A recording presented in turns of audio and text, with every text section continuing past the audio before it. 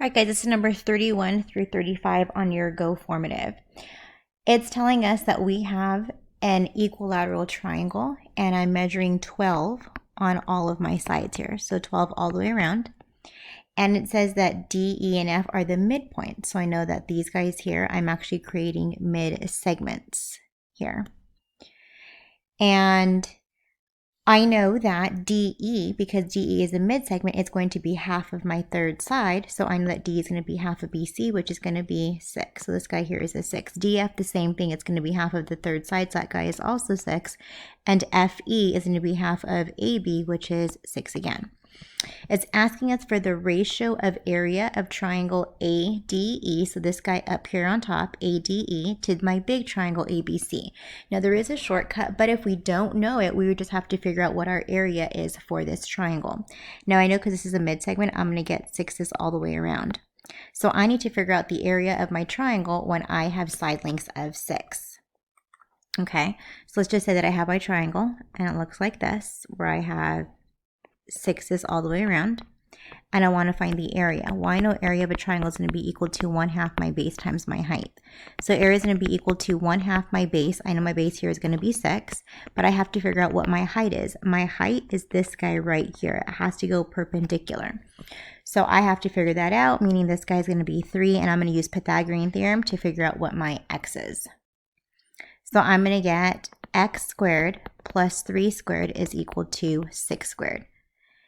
X squared plus 9 squared, plus 9 is equal to 36. And then subtracting 9 from both sides, I get x squared is equal to 27. I'm going to take the square root of this guy. This breaks up to be 9 and 3, which is 3 rad 3. So that's what my height is. So I'm going to take my 3 rad 3 right there. And I'm going to get half of 6, which is 3. So 3 times 3 rad 3 gives me an area of 9 rad 3. Now this is for my triangle when it's 6, 6, and 6 as my equilateral triangle. So I know that the area of this triangle right here, area of my triangle ADE, is going to be 9 rad 3. And 3.